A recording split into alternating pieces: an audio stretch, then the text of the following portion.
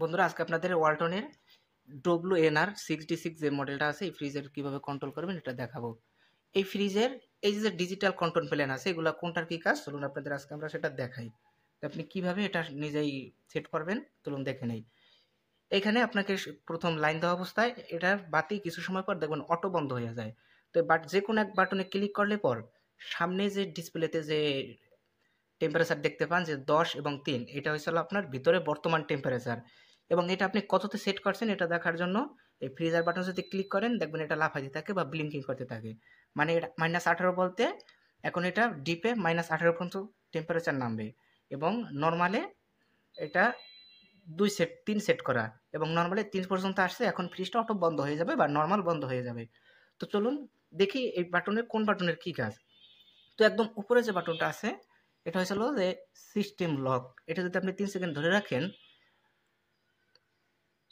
তাহলে এই যে বাটনগুলো আছে এই বাটনগুলো আর কাজ করবে না, তখন এটা লক হয়ে যাবে। এক্ষেত্রে দরজা লক হবে না, শুধুমাত্র বাটনটা লক হবে। এটাই আপনি বন্ধ করার জন্য এটা আবার 3 সেকেন্ড ধরে রাখবেন, তাহলে এটা বন্ধ হয়ে যাবে। তখন আপনি যে কোনো বাটনে ক্লিক করলে দেখবেন ওটা কাজ করে। এবং এইটাই যদি আপনি একবার ক্লিক করেন তাহলে এখানে আইওটি মানে এই যে ওয়াইফাই যে চিহ্নটা আসে এটা আসলে পরে আপনি এটা এখন মোবাইলের সাথে কানেক্ট করতে পারবেন। এই মোবাইলের সাথে কানেক্ট করার জন্য আপনার আইওটি কানেক্ট করতে হয়।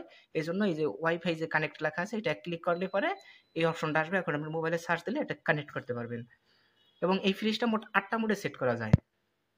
এটা প্রথম যে স্বাভাবিক যে মোড এটা আপনি ফ্রিজের ক্ষেত্রে ডিপের টেম্পারেচার কমানো বাড়ানোর জন্য এই যে ফ্রিজার যে বাটন আছে এই ফ্রিজার বাটনে যদি ক্লিক করেন এটা 14 থেকে -24 পর্যন্ত আপনি যে কোনো টেম্পারেচার সেট করতে পারবেন।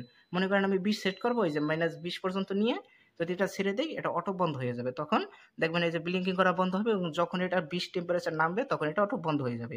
এবং এটাই নরমালি বন্ধ করার জন্য আপনি নরমালি যে টেম্পারেচারটা কমানো বাড়ানোর জন্য এই যে ফ্রিজার যে বাটন আছে ফ্রিজ বাটন ক্লিক করলে এটা 1 থেকে 8 পর্যন্ত সেট করতে পারবেন। এক্ষেত্রে 8 এ ঠান্ডা কম হয় এবং 1 এ ঠান্ডা বেশি হয়। তো আপনি যত করতে চান তত থেকে নিয়ে এটা ছেড়ে দিলে বন্ধ হয়ে যাবে। এর পরবর্তী যে বাটন আছে আল্ট্রা ফ্রেশ, এই আল্ট্রা ফ্রেশের কাজ হচ্ছে এটা যদি আপনি এক ক্লিক করেন তাহলে দেখবেন এখানে জি লেখা ওঠে। এই জি লেখা ওঠে, জি লেখা ওঠার মানে হচ্ছিল ওই দেখেন ভিতরে একটা আইজিটি আছে লেখা, এই আইজিটিটা অন হয় এবং অফ হয়। তো আপনি এই আইজিটিটা অন করা অফ করার জন্য এই আল্ট্রা ফ্রেশ মোডে যদি আপনি ক্লিক করেন তাহলে জি লেখা আসবে এবং আরেকটা ক্লিক করলে জি লেখাটা চলে যাবে। তো এইটাই যদি আপনি আবার 3 সেকেন্ড প্রেস করে রাখেন তাহলে দেখবেন এই টার্বো মোড চালু হবে। টার্বো মোডের কাজ হচ্ছে যে কম্প্রেসরকে খুব দ্রুত গতিতে চালিয়ে খুব দ্রুত ঠান্ডা আনা, মানে স্বাভাবিকের তুলনায় এটা খুব দ্রুত ঠান্ডা আসবে। এটা 1 সাইকেল পর্যন্ত হবে। মনে করেন একবার ফ্রিজটা অফ হইলে পরে অটোমেটিক যে অন অফ হয় এটা হওয়ার পরে আবার তখন স্বাভাবিক টেম্পারেচারটা চলে আসবে। তো আপনি টার্বো মোডটা অফ করতে চাইলে এই টার্বো মোডে 3 সেকেন্ড প্রেস করে রাখলে এটা বন্ধ হয়ে যাবে। হ্যাঁ, এটা যে সর্বশেষ বাটন ই সেভ এবং অ্যালার্ম, এই মিউট অ্যালার্ম বাটনটা আপনি যদি 3 সেকেন্ড প্রেস করে রাখেন তাহলে এটা একটা সবুজ কালারের পাতা জ্বলে উঠবে। তো এটার মানে হচ্ছে ফ্রিজ এখন বিদ্যুৎ সাশ্রয়ী মোড চালু হয়েছে। এই বিদ্যুৎ সাশ্রয়ী মোড বলতে আপনার ফ্রিজে সবচেয়ে কম বিদ্যুৎ খাবে। এবং এই মোডটাই আপনি আবার বন্ধ করার জন্য যদি আবার 3 সেকেন্ড ওটা প্রেস করে রাখেন তাহলে ই সেভ মোড বন্ধ হয়ে যাবে। এবং এখানে দেখবেন আর একটা জিনিস লেখা আছে যে মিউট অ্যালার্ম। এই মিউট অ্যালার্ম হচ্ছে এটা যদি আপনি এক ক্লিক করেন তাহলে এটা মিউট হয়ে যাবে। মিউট বলতে অনেক সময় আমরা দরজা যদি খোলা রাখি তাহলে এটা একটা ব্লিঙ্কিং করে একটা শব্দ দেয় যে আপনি দরজাটা খুলে রাখছেন।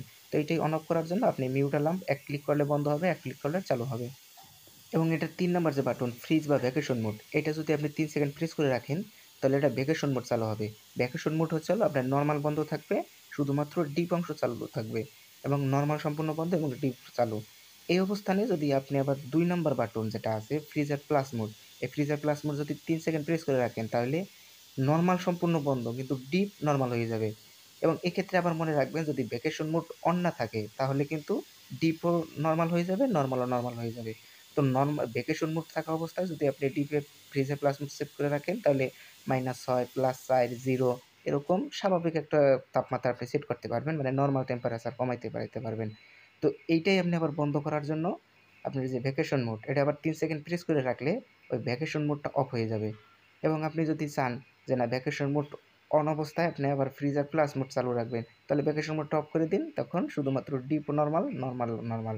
তো এই ক্ষেত্রে আপনি আবার ফ্রিজার প্লাস মোডও বন্ধ করতে চাইলে ওই উপর ২ নাম্বার যে বাটন ফ্রিজ বাটন বা ফ্রিজার প্লাস মোড এটা ৩ সেকেন্ড ধরে রাখলে ঠিক আগের মতন স্বাভাবিক যেভাবে তাপমাত্রা থাকে ঠিক ওইভাবে চলে আসবে। তো 3 সেকেন্ড আপনি প্রেস করে রেখে এটা স্বাভাবিক তাপমাত্রায় নিয়ে আসতে পারেন। যদি আপনার কখনো মনে হয় যে ফ্রিজের যে আপনার এই যে সেন্সরগুলি বা এই যে তাপমাত্রা সেটিং এগুলি ভুল হয়েছে, তাহলে একদম সহজ সমাধান হলো উপরের 2টা বাটন একসাথে 3 সেকেন্ড প্রেস করে রাখেন, তাহলে এটা রিসেট হয়ে যাবে। রিস্টার্ট হলে পরে কোম্পানির নিয়ম অনুসারে যেভাবে থাকার কথা ঠিক ওইভাবে এটা সেট হয়ে যাবে। তো এতক্ষণ আমাদের সাথে থাকার জন্য সকলকে অসংখ্য ধন্যবাদ। যদি ভিডিওটি ভালো লাগে অবশ্যই চ্যানেলটি সাবস্ক্রাইব করে আমাদের পাশেই থাকবেন।